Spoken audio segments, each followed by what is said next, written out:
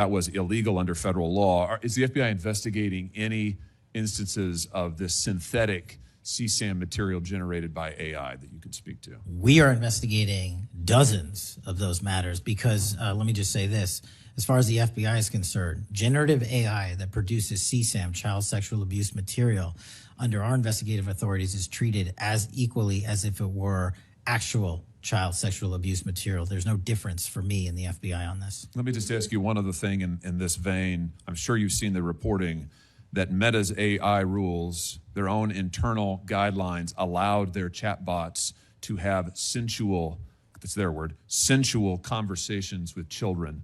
We've had instances, multiple instances of children, minors, taking their own lives at the behest of chatbots that instructed them with specificity on how to do it. What's the FBI's role here in investigating what is going on with these chatbots, with these AI companies encouraging? I mean, listen, if an actual person did that, we would say that's grooming. We would say that's child abuse. These companies are doing it. Their own guidelines allow it. What can we do about that?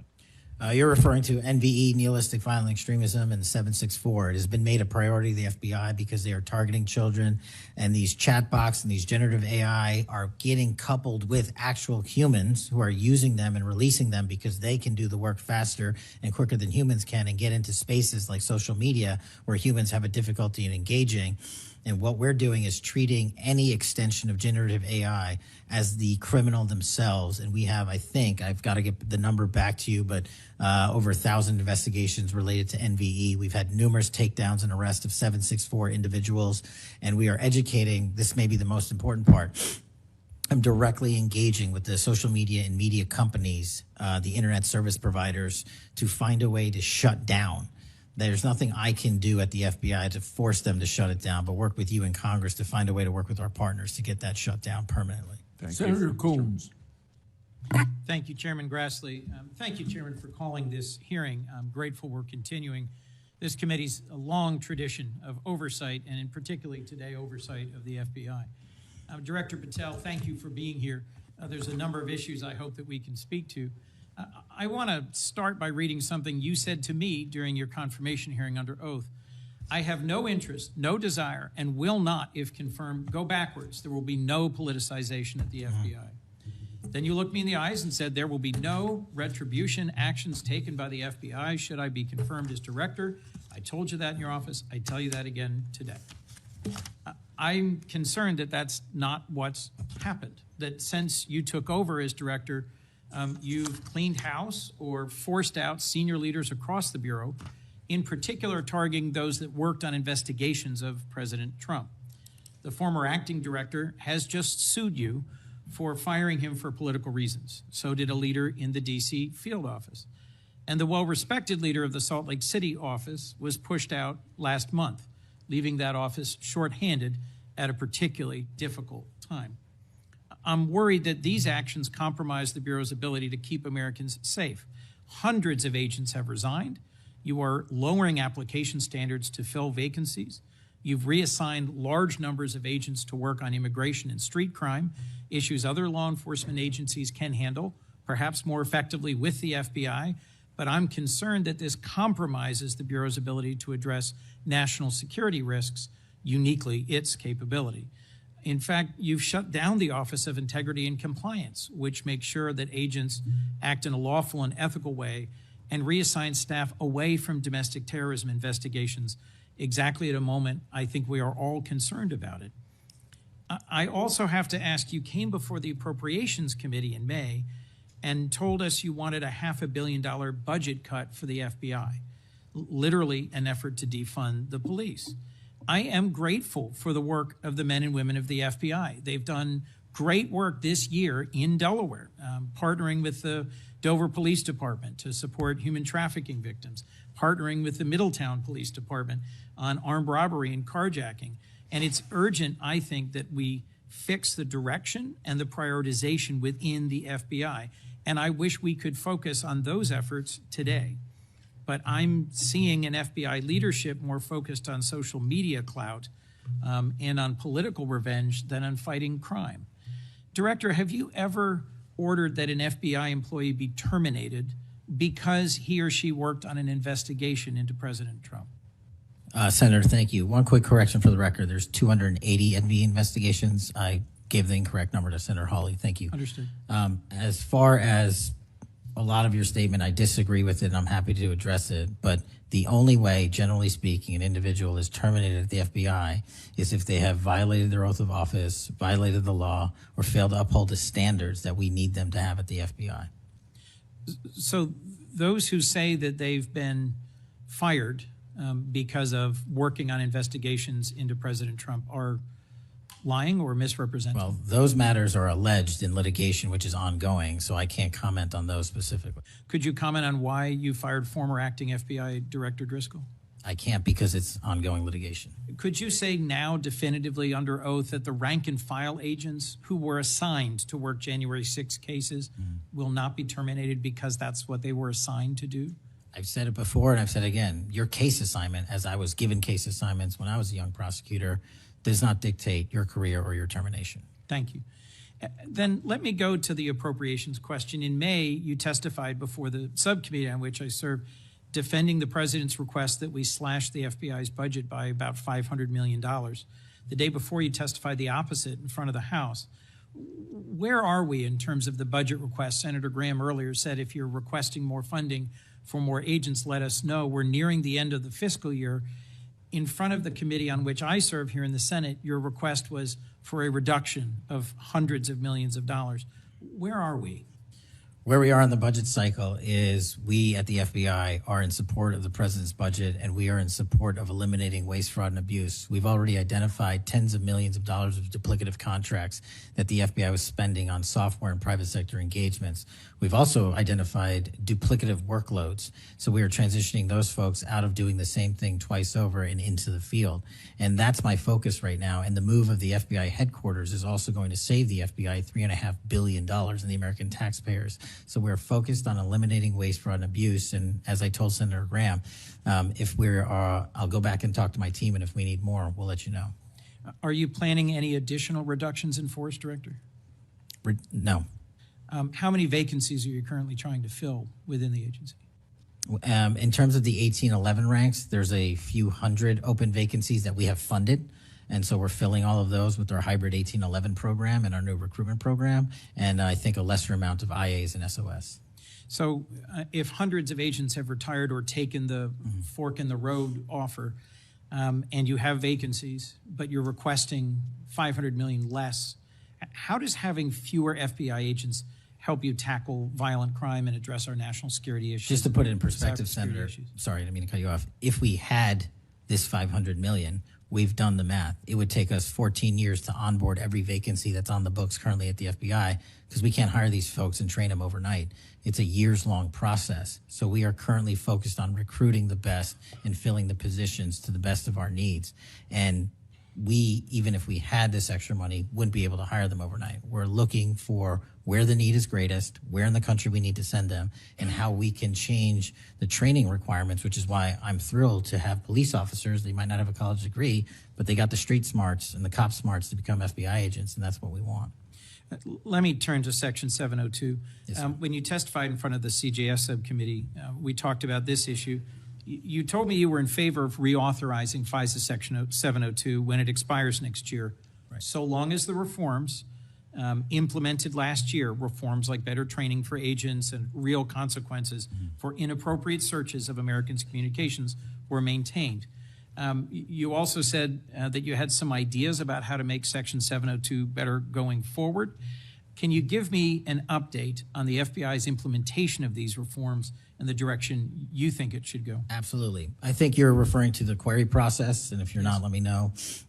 But any instance of abuse or mistakes that were made in the query process have now been changed. It used to be you can make multiple mistakes and continue to access the query database system. I've changed that. If you make a mistake, you're immediately sidelined, a review is conducted, and if it was an actual mistake, i.e., there should have been S on the end of that name and there wasn't, then we put you back in. But we have to review those matters. So that's happening. And if there was an intentional mistake, you have no more access to the 702 query system and its database.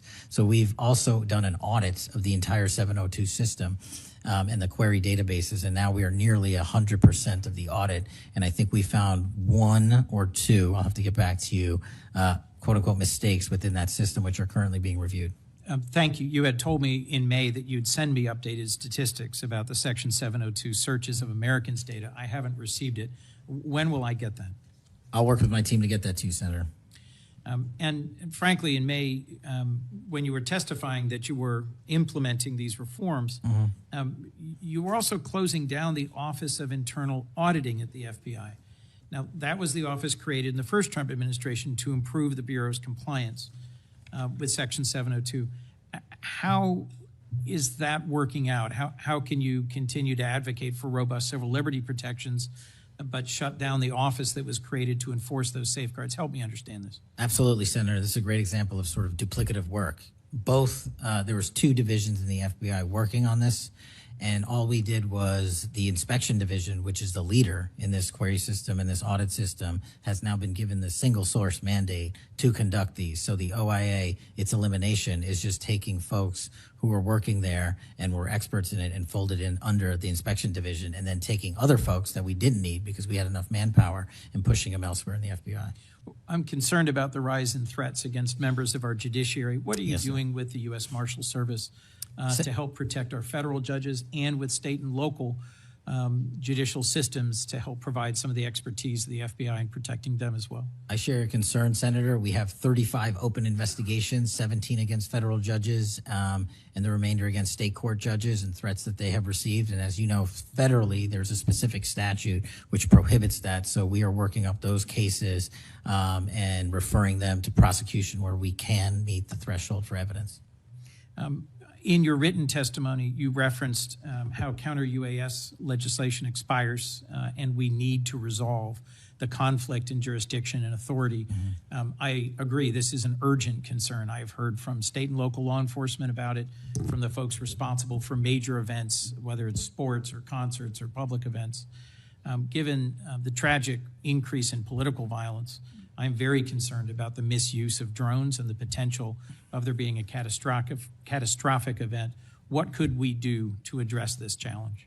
Well, obviously, reauthorizing the capabilities that we have under the counter-UAS program. But just to highlight what the FBI is specifically doing, we've been given the mandate to work with DHS to secure not just the Club World Cup that we had, by the way, which occurred in 32 matches across the country without any significant incident, which we're proud of, and we're taking that model for the next World Cup and also the Olympics. But the reason I bring that up is because we pushed out our counter-UAS programs to address the security needs, and that's where our focus is on events like that. Mr. Director, thank you for your testimony. I look forward to working on actually solving criminal problems and reducing the extent to which what we're going back and forth about is more political and partisan point scoring and more actually solving crimes for the American people. Yes, sir. Senator Kennedy. Mr. Director, you and the FBI, working with state and local law enforcement officials in Utah, have caught the assassin of Mr. Charlie Kirk. Is that right? We have a suspect, yes, sir. And you did that within 48 hours, did you not? 33 hours. 33 hours. Congratulations. We've had other political assassinations. Back in June, an assassinated Representative Melissa Hoffman, Mr. Hoffman, Senator John Hoffman, and Mrs. Hoffman in Minnesota. You and the FBI and Minnesota state and local law enforcement officials caught the assassin within 48 hours, did you not? I believe that timeline's correct, Senator. Congratulations. Sometimes we We missed the forest for the trees. Good work.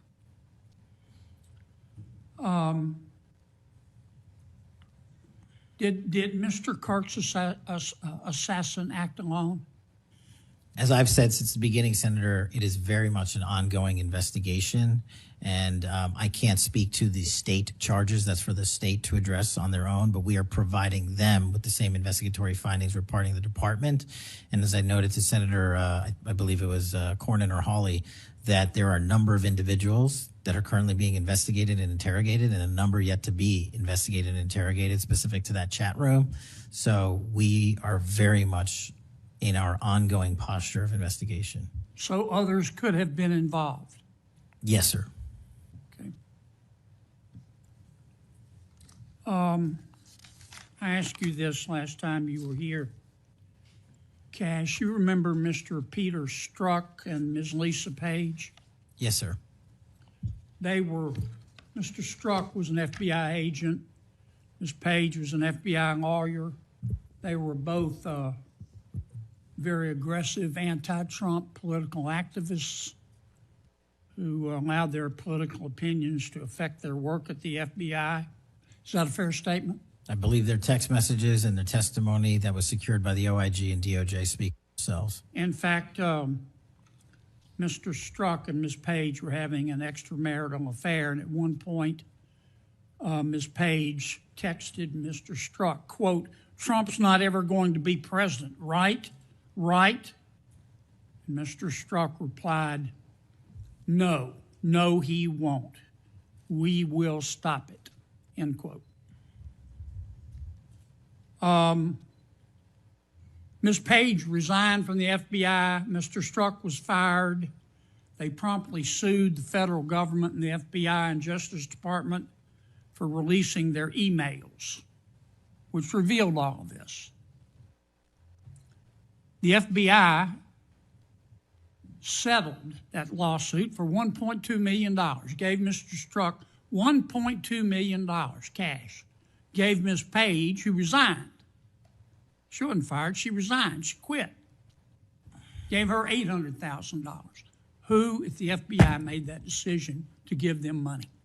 That settlement was reached in the Biden administration when my predecessor was the director. Who? Are you saying that Chris Wray did? The only people that can decide that settlement are the Attorney General in conjunction with the director and the administration. Okay, so you're telling me that Attorney General Garland and Director Wray decided to give them the money? Is Yes, that sir. right? Yes, sir. Okay. Now, when you took over the FBI,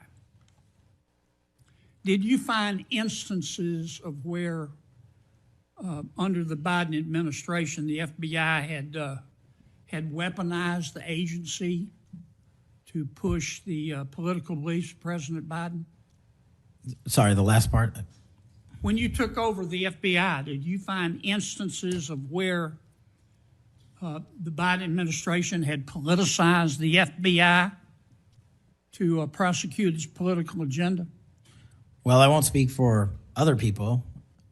Haven't been a target of that weaponization, haven't been a staffer on the House Intelligence Committee, having had the Justice Department weaponized against me for making the findings and leading the investigation of Russiagate. I know what that feels like, and that's why as the FBI director, I'm committing to not ever have that ever happen again, but I'm also committed to fully investigating what was done, and that matter is still ongoing. So I take it your answer is yes. Yes, sir. And you're firing those people, is that right? Anyone that politicizes their job at the FBI will not work at the FBI. Okay. You've heard some of my colleagues either implicitly or otherwise suggest that you have politicized the FBI to prosecute the political beliefs of President Trump. Is that true? I don't know how that can be true when the stats that I cited, to include the 23,000 arrests, 6,000 weapons seized, 1,600 gang and criminal enterprise organizations, 4,700 children found and rescued, more enough fentanyl seized to kill a third of America. The men and women of the FBI are now in an apolitical mission, and this is why the numbers are historic in 7 Have you months. fired people because they voted for Vice President Harris? I don't ask people who they vote for, and neither does the FBI. Okay. But you've given people polygraphs, have you not? Many people in the FBI take polys. The FBI does that all the time. Yes, sir. Does it not? Yes, For sir. a long time, is that correct? Decades. All right. I want to ask you about the Epstein Files. Have you seen the Epstein Files? I have not reviewed the entirety of it myself, but a good amount. Would it be fair to say that Mr. Epstein trafficked young women, including, in some instances, minors, for sex to himself? That was specifically the allegations in the 2018 indictment in the Southern District of New York. Okay. Who else did he traffic these young women to? In terms of what the investigation, again, going back to 2008, Mr. Acosta, who limited the investigation and limited the search warrants and limited the parameters of the investigation, the only thing we are able to speak to publicly, because he was given a non-prosecution agreement by Mr. Acosta, is that first time period from, I believe, don't quote me on this, 97 to 2001-ish. And then when the Trump administration courageously reopened it. Excuse me for interrupting, but I'm going to run out of time. You've seen most of the files. Who, if anyone, did Epstein traffic these young women to besides himself? Himself. There is no credible information. None. If there were, I would bring the case yesterday that he trafficked to other individuals. And the information we have, again, is limited. So the answer is no one For the information that we have in the files. in the case file. Okay. Now, President Trump has deferred to the FBI and the Department of Justice with respect to the Epstein records. He says it is your call about releasing them. And I understand that the department and the agency have decided to release them in cooperation with the House committee. Is that correct? Yes, sir. So you're releasing them a little bit at a time. Is that correct? We're releasing as much as we can, but we are limited by 3 different court orders, and the department went back to each of those judges to waive those court orders or have them lifted, and each of those judges declined. Will you release all of them, or at least as many as you can? We will release everything we are legally permitted to do so. We are continuing to work with the House on the subpoena request. We have substantially complied with it, but we will continue to release whatever we are legally permitted to do so. Okay. I strongly encourage you to do that, Kash. This issue's not going to go away. And I think the essential question for the American people is this. They know that Epstein trafficked young women for sex to himself. They want to know who, if anyone else, he trafficked these young women to. And that's a very fair question. I want to know that answer. And I think you're going to have to do more to satisfy the American people's understandable curiosity in that regard. Mr. Chairman, may I just respond to that? I agree, Senator. And what we have done, and just to remind folks, the Epstein case files existed in the 2 prior administrations, in the Obama administration and the Biden administration. And they didn't release anything. And there was President Trump in the first administration that renewed charges against Mr. Epstein. And I know it's a little complicated to understand, but what exists in the Epstein case files was a direct result of the limited search warrants from 2006 and 2007, which hamstrung future investigations because of the non-prosecution agreement. And multiple administrations had the opportunity to look at the entirety of that case file and recommend prosecutions against anyone that was trafficked under Mr. Epstein and anyone that participated in that trafficking. And the only person to bring charges was the prior administration against Mr. Epstein. Now, I am not saying that others were not trafficked and others were not involved. What I am telling you is that based on the information we have, and we have continuously and publicly asked for the public to come forward with more information. If there is, we'll look at it.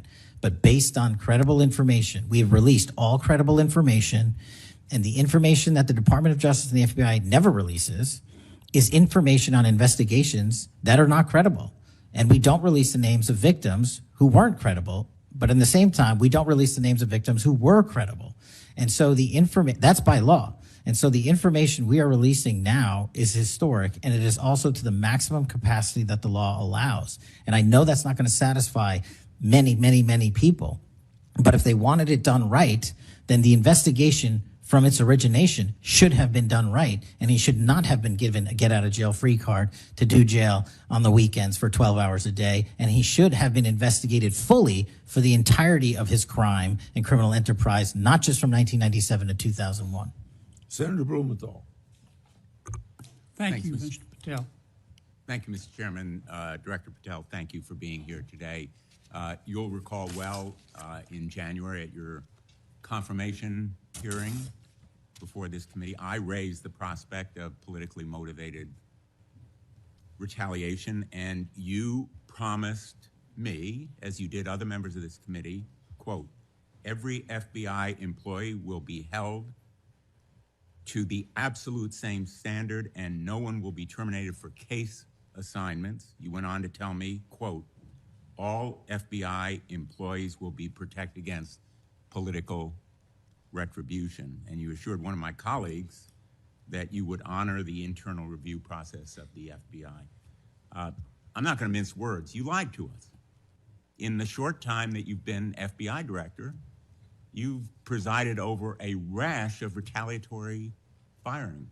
3 FBI agents have recently sued you.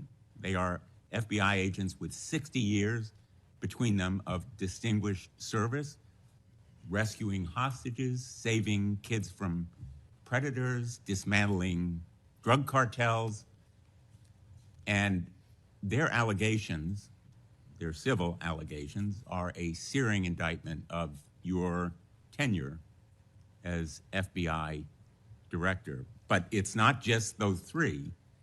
The FBI Agents Association has said that your actions, quote, distract agents from their work, foster fear that their assignments could cost them their careers, either now or under the next administration, and increase the risk of criminal and national security threats by undermining unity and morale within the Bureau, end quote. This association, as you know, is voluntary. It represents 14,000 members, 90% of all the active agents. These are your employees saying that your performance has been unqualified and unfit. And there is mounting evidence that these retaliatory firings were the result of direction from the White House.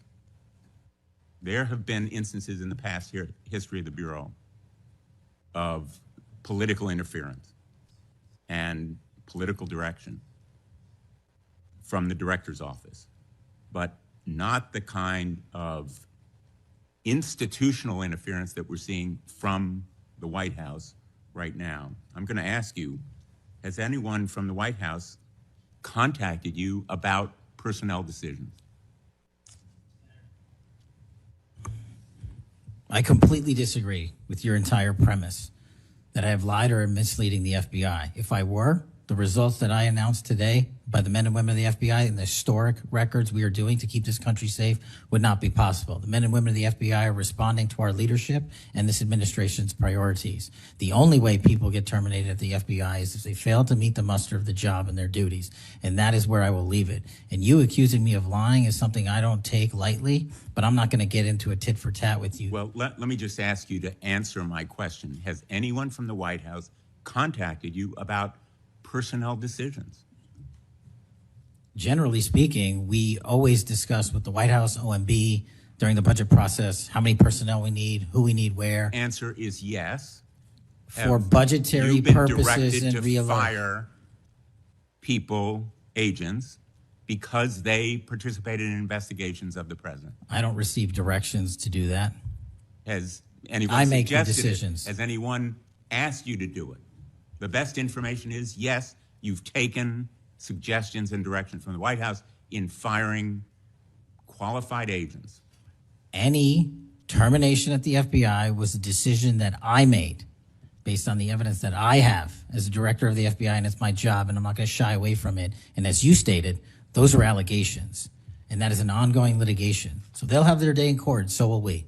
The allegations are not just in that lawsuit, Director Patel, and I think your testimony confirms that, in fact, you've taken direction from the White House I don't. in those it does not. retaliatory firings. It literally does Because you've not. acknowledged that, in fact, they have been in contact with you about personnel decisions. The Let me White House move has on. been, do not put words in my mouth. We're on the record. The White House, like any administration, contacts its agencies on the budgeting process and where it needs personnel and where the mission priorities are. That always happens. If they didn't do that, they would be abdicating the responsibility to law enforcement. I will always work with my partners in the chain of command at the Department of Justice and the White House to ensure that this FBI is delivering the results we are delivering, to include the lowest murder rate in modern U.S. history, to include the most fentanyl seizures in modern U.S. history, to include the most lives saved and the most children found in modern ask U.S. you, history. That is a working FBI. That is not a failing FBI. Let's move on to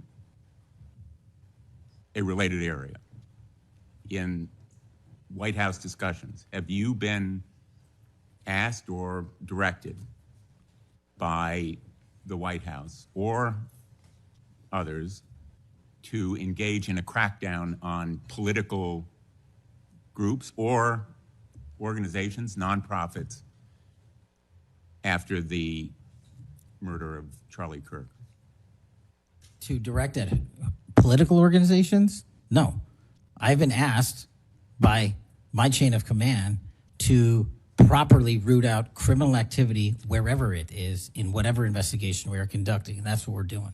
Have those distinctions about whom you're going to target been based on direction from the White House? Nobody gives me a list on who to target. My targeting list is from the men and women at the FBI. Have you talked about investigating certain groups, nonprofits, or foundations or institutions?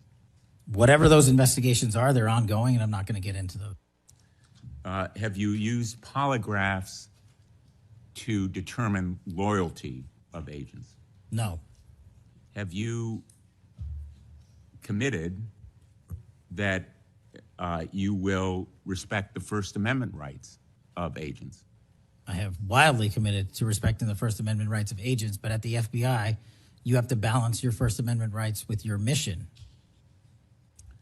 Have you imposed any sort of loyalty test in the course of using polygraphs or in any of the other personnel decisions? Polygraphs have been utilized at the FBI for decades. They will continue to be utilized in the fashion by the professionals that administer them.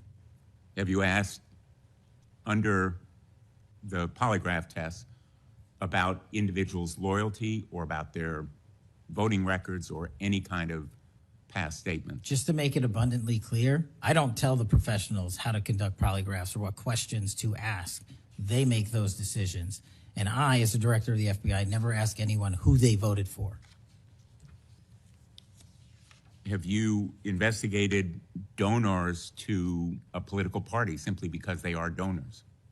Simply based on that fact alone, no.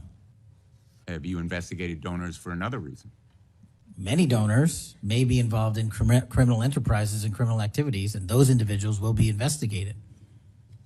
Can you commit to make public the Epstein Files that so far have not been released if this committee is able to review them on a classified basis?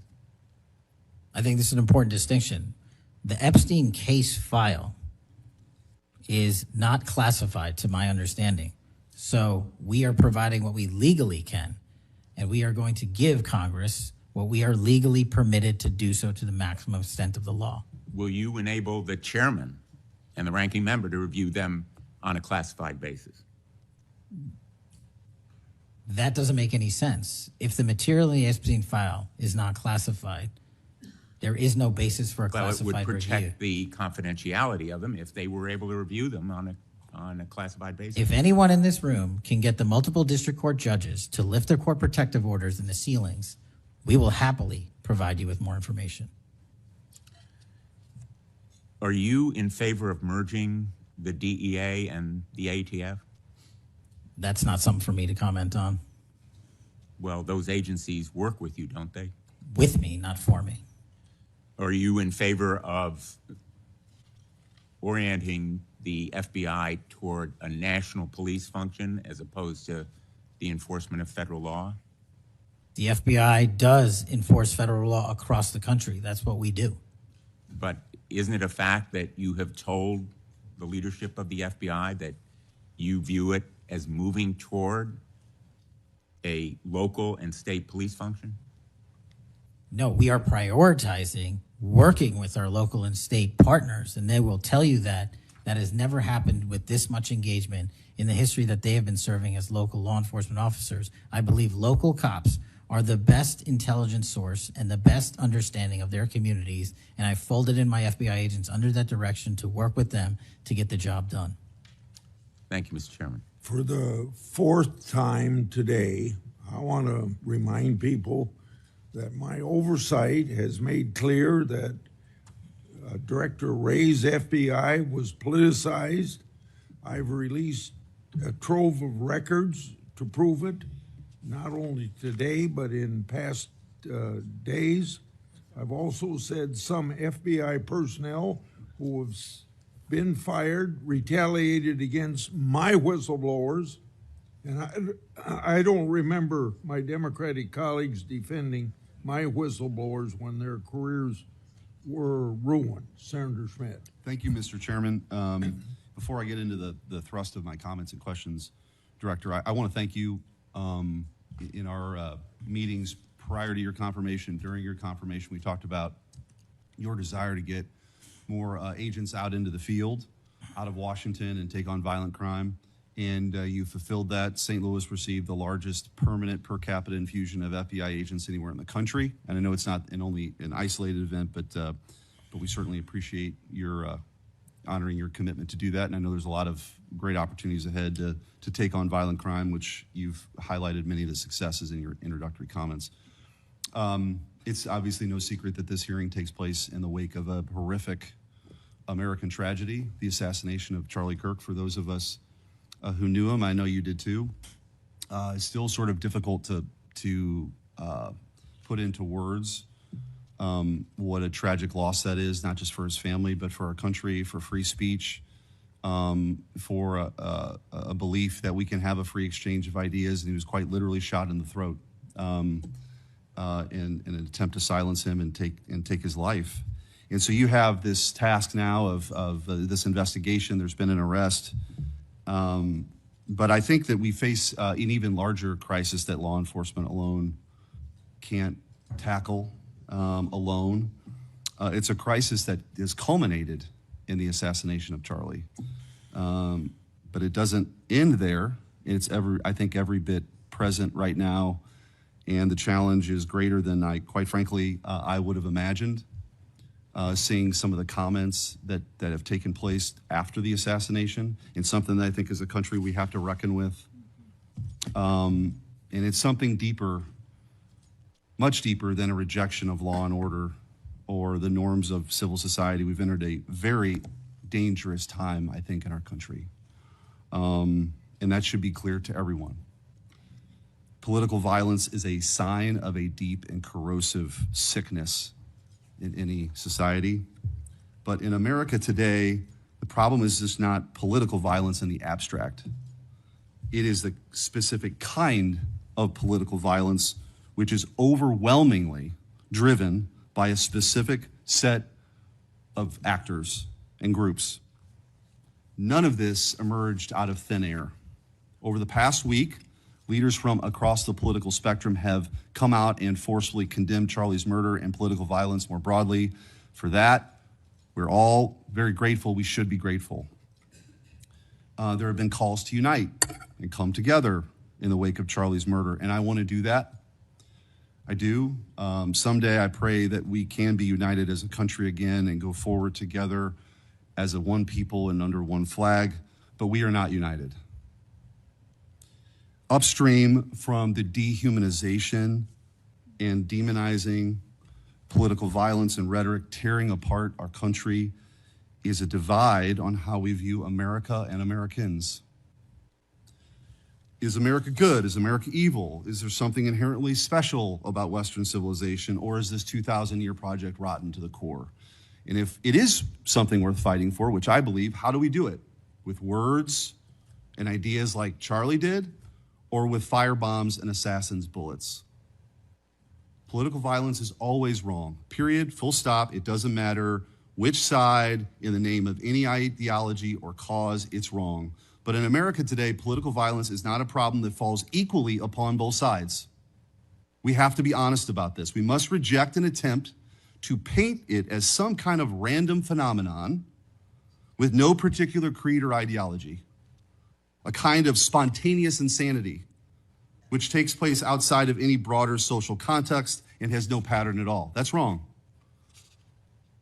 So free speech, yes. Political violence, no. But we have to be honest about what's happening. Already, we're hearing people talk about Charlie's assassination in those terms.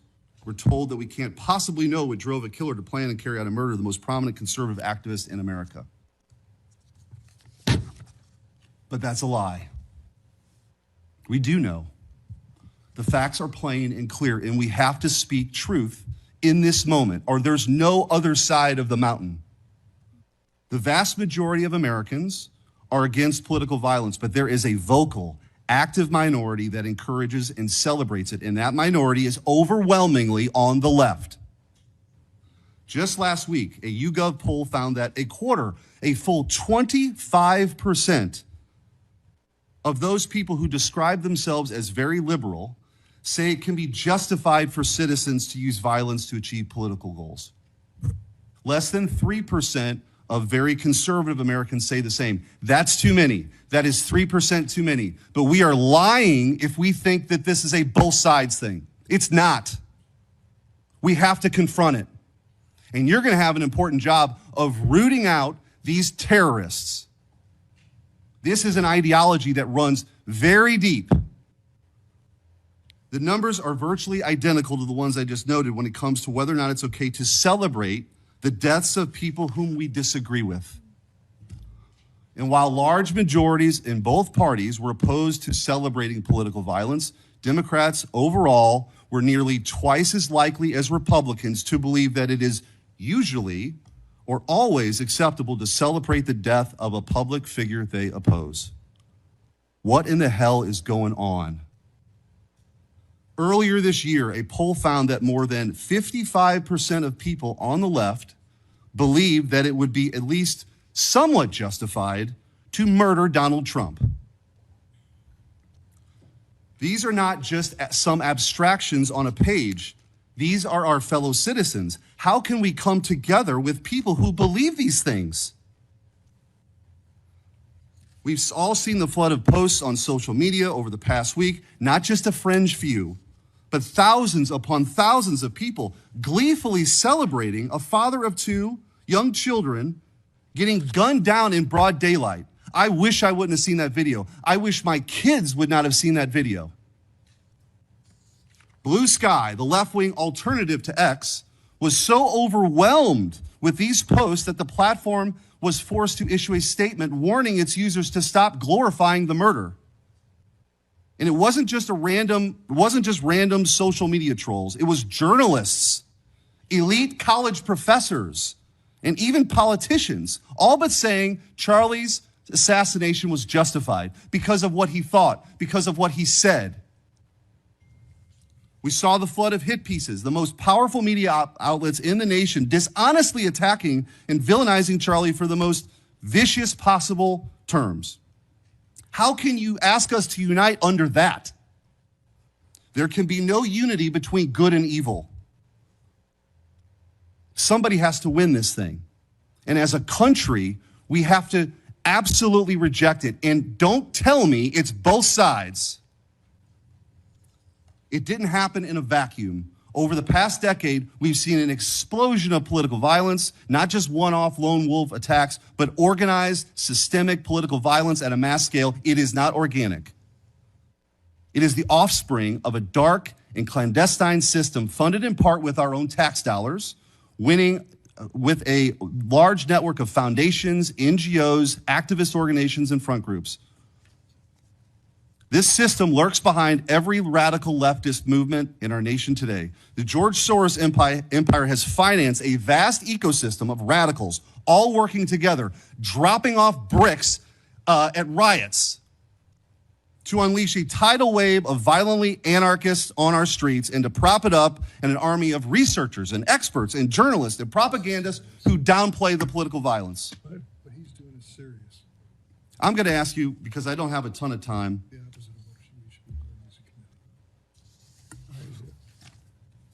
and I would point out, we've heard years of the left, their loudest voices calling anyone on the right extremist MAGA Republicans, fascists, Nazis, an existential threat to democracy. Check yourself. And don't give me this both sides bullshit. Mr. Director, I want to ask you. Tell me if each one of the following perpetrators or alleged perpetrators were acting from a left-wing or right-wing political violence. The man who tried to kill Republican congressman at the congressional baseball practice, nearly killing House Majority Leader Steve Scalise, left-wing or right-wing violence? Sir, I believe it was a left-wing ideology. Okay. Burned down cities during the Summer of Love in the George Floyd riots, left-wing violence or right-wing violence? Sir, I'll rely on you on these. I don't have off the top of my head. I'm sorry. Okay, left-wing. The Waukesha Christmas Parade massacre, left-wing or right-wing violence? Left-wing. The Lee Zeldin stabbing attempt, left-wing or right-wing? Left-wing. The Covenant school shooting in Nashville, left-wing or right-wing? Left-wing. The Butler, Pennsylvania assassination attempt on President Trump, left-wing or right-wing? Left-wing.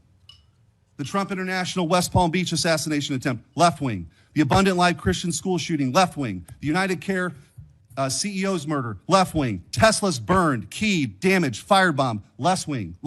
The murders at the Israeli embassy, left-wing. The ICE facilities firebombed, left-wing. The Minnesota Catholic school shooting, left-wing. The anti-white Charlotte and North Carolina stabbing, left-wing. The attempted Utah News State firebombing, left-wing.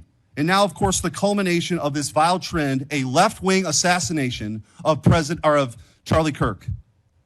So don't give me this both sides. If we want to get to unity, let's be honest. Let's be honest.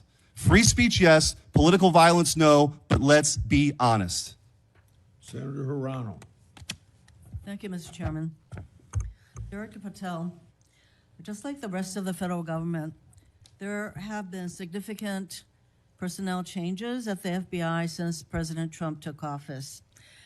I want to better understand the scope of the turnover and the changes occurring at the FBI. Since January 2025, how many FBI employees have retired, resigned, been fired, or otherwise separated from employment? I need a number. We'll get you a number. What is the number? You don't have it? Not off the top of my head, and I want to get you the right number. Would it surprise you to know that it's probably in the thousands, like 5,000? I don't think that number's accurate. You don't know. Next question. How many special agents or analysts have left or been fired from the FBI since January 20th, 2025? Say, we will get you the numbers, and anyone that retires is of their own volition, and anyone that is terminated at the FBI, as I've said before, is done so because they have failed to meet the standards and uphold their loyalty and oath to the Constitution. Yeah, so you say. Next question. How many executive assistant directors, or special agents in charge have left or been fired from the FBI since January 20th, 2025? Again, people leaving on their own accord or terminations were done by the standards set at the FBI that have been carried out With this consistently. question, I'm getting to the leadership of the FBI, and you don't have that answer. Next question. Which field office, division, or directorate has lost the most personnel since January 2025? And do you have the answer to that question? Yeah, actually, every single field office in the country, including Hawaii, has received a plus-up of FBI agents because we're pushing them out to the field. Okay, so you're telling me that no field office, division, or directorate has lost any personnel since January 20th, 2025? That's your answer? In Hawaii, there's been a plus-up. In every single state that I'm looking at, we have allocated a plus-up for field offices across the country so that the FBI can continuing the historic achievements it's done in these last 7 months. When you're talking about firings, you're looking for a media hit and a fundraising clip, and I'm not going to give it to you. It doesn't matter under what basis they left. I just want to know how many have left. And I think your testimony is nobody has left. Next question. Nope, that's not my testimony. You asked it one time. I answered it one time. You didn't get the answer you wanted for your clip, Next so you keep question. asking it. And I told you I'd get you the numbers, but you can keep asking it. Which field office, division, or directorate has gained the most personnel since January 2025? You noted that there have been plus-ups, so which offices have received these plus-ups? The greatest allocation that I believe was given to California and then Florida. Where were those offices? California and Florida. Thank you. Director Patel, you often refer to FBI agents as cops. All of us, Democrats and Republicans, support the police officers who keep our communities safe. But while our states, cities, counties, and towns all employ police officers to protect our communities, Congress has empowered and equipped the FBI to take on missions that local police cannot, especially taking on terrorists, hackers, and spies. I'd like to assess how well the FBI is able to handle its specialized missions under your leadership. The FBI is the nation's lead federal law enforcement agency for investigating and preventing acts of domestic and international terrorism. And yet the executive assistant directors in charge of the FBI's national security and intelligence branches were both forced out at the beginning of the year. Who replaced them in those positions? Excellent qualified personnel to lead the mission of arresting 23,000 violent criminals this year alone. That's twice as many as before. Who took the places of I'm not going to give you any names so you can attack them. Why not? So you can attack them. I'm not doing that. The You're not people gonna sitting give in me the those seats names are of- extremely qualified to handle the job. You're We not would gonna not give have me the the results. names of We would- personnel who we would should not be have the on your reduction website. of Fine, violence in the moving state on. of Hawaii if we did not allocate the Earlier resources we this did. year, FBI counterterrorist special agents and investigators were reassigned to assist with immigration enforcement. Reportedly, these counterterrorism experts were returned to the jobs they trained for in late January after Iran threatened to retaliate for our strikes on their nuclear facilities. Have those experts remained in the jobs they trained for since that time? Yes or no? FBI agents' primary responsibility is exactly what they are assigned to do. We always work with our So since they interagency returned part. to their positions, If you're not are going to they let me still in answer, those why don't you positions? just do your soliloquy in the 4.5 minutes you have I left? am not asking for a soliloquy. It's just a yes or no. Are those people who were returned to their jobs still on those jobs? Yes or They no? never left. What was that? They never left their primary job. It is a surge of resources in law enforcement working with the interagency to combat violent crime and reduce They were violent never- crime in okay, they were never historic reassigned to do proportions. That's your testimony. Okay, Director Patel, the FBI is also the lead federal agency for investigating cyber attacks and Yes. cyber intrusions, both by foreign nation states and by non-state hacker groups. Since President Trump's inauguration, the executive assistant director in charge of the criminal and cyber branch and the head of the FBI's cyber division have both left the FBI. What are the names of the people who replace them in those positions? The cyber branch is one of the most impressive at the FBI. 409 arrests this year, 169 convictions. That's a 42% increase from the same time last year. It's that So branch, any Mr. suggestion that Patel. the FBI Cyber Division is not operating at full capacity and better than ever before, the leadership at the branch is implementing these changes necessary to attack the cyber and ransomware infrastructure operators You from know Iran, why China, they're and Russia. important? I want to know who has those positions, since the people who originally were there. Supremely Are no longer qualified there. individuals have those positions. Are they? Supremely qualified Who individuals. are they? What are the names? You're not You getting don't them. know. Special agents who investigate cybercrime were also reassigned for immigration enforcement. Have those expert investigators returned to their duties? Yes or no? All agents remained on their primary duties while surging to allocate resources for interagency operations to the Homeland Security task forces across this country. So are you? Am I what? See, I'm not getting the yes or no answers. I get all this explanation. So there you go. No, you get the work that Are the men you and women of the planning FBI are doing. You Any don't want that. additional personnel cuts to the cyber division in the future? The only people that will be terminated at the FBI will be those that violate their oath of office, fail to meet the high standards at the FBI. Director Patel, the FBI is meant to be the tip of the spear in combating terrorism against the United States from both foreign and domestic sources. It's also our lead agency in fighting the hackers who target our businesses and critical infrastructure. But instead of a specialized role fighting these kinds of terrorists, hackers, and spies, you have the FBI playing the role of local police and helping with immigration enforcement. I'm going to move on to my, you've been asked some questions about changes to your hiring standard, and including college degrees and possibly the age. But, one question I had is,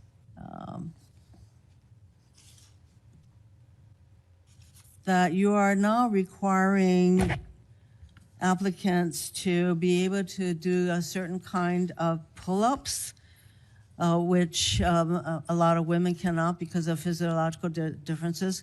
Are you requiring these kinds of pull-ups? We are requiring a physical program at BFTC at Quantico because FBI agents carrying guns in the field have to chase down bad guys and do really hard work. The physical fitness standards of those agents So are are being you requiring appropriately these assessed. kinds of pull-ups? We are requiring everybody to pass the 1811 standards at BFTC. If you want to chase down a bad guy Excuse me, and put the him in reason I handcuffs, you asked- better be able to do a pull-up. The reason I ask is that there are concerns about whether or not being able to do these kinds of harsh pull-ups is really required of FBI agents. Doing Anyway, one pull-up Mr. is not Patel, harsh, I and there are am always gravely medical concerned. exemptions to that. I am gravely concerned by the state of the FBI under your control. And in fact, you are willing to take a cut on your agency of almost $500 million. So the FBI is losing dedicated employees, decades of expertise and specialization, leading to loss to early retirements, firings, and reassignments to immigration enforcement or conducting local police work. Thousands have already left. For as long as you remain as the head of the FBI, I fear the number of departures and summary firings will continue to grow. Mr. Patel, before the vote on your nomination of this committee, I noted that your most significant qualification, this is not just something that I noted, but others, your most significant Gets this place going. qualification was your 100% loyalty to President Trump. And I fear that that continues to be the motivating factor in your position as FBI director. Thank you, Mr. Chairman. Mayor, Mr. Chairman. Director Patel, did you have Yes. anything you wanted to say now? That is an entire falsehood. You can delete my 16 years of government service to multiple administrations all you want. The fact is that I was a public defender. I was a national security prosecutor. I was a House intelligence staffer. I was a deputy director of intelligence. I was a chief of staff to the Department of Defense and the Secretary of Defense. I led the counterterrorism missions for the White House. Those are just some of the jobs I held in my 16-year career. There was no loyalty then. There's no loyalty now to anything but the Constitution. Senator Brett.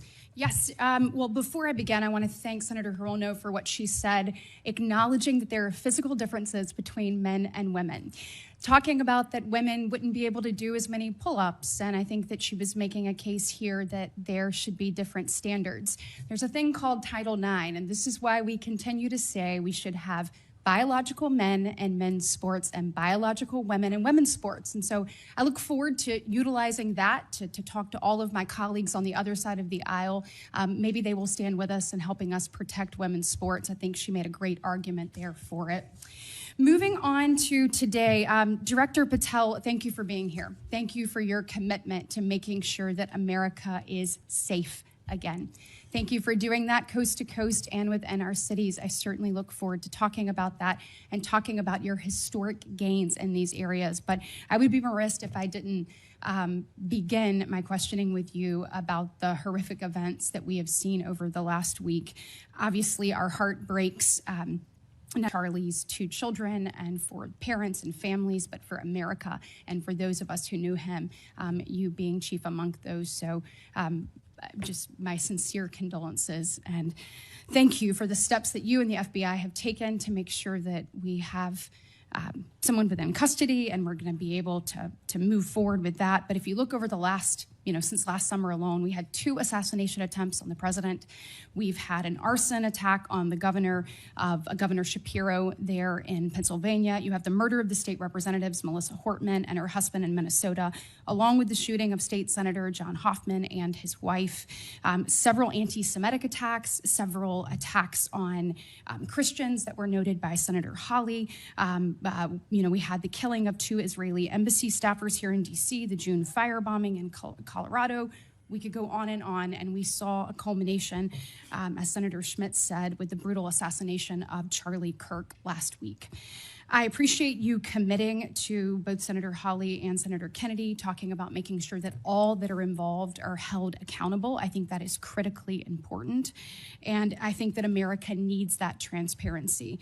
I want to read you some words of Vice President J.D. Vance. He said, "If we want to stop political violence like what happened to Charlie Kirk, we have to be honest about the people who are celebrating it and the people who are financing it." My question to you is, in light of Charlie's murder and all of the things that we have just referenced and have been talking about today, what steps is the FBI taking to more aggressively crack down on those who promote, encourage, finance, fund these types of engagements and this type of political violence? Thank you, Senator, for your kind words. So in terms of how we crack down on the root cause of this violence, for now putting aside the ideological motivations and how they got there, the monetary issue is a real issue. And as I've said before, we follow the money. So we work with our partners at the Treasury Department to trace where the money came from, how these individuals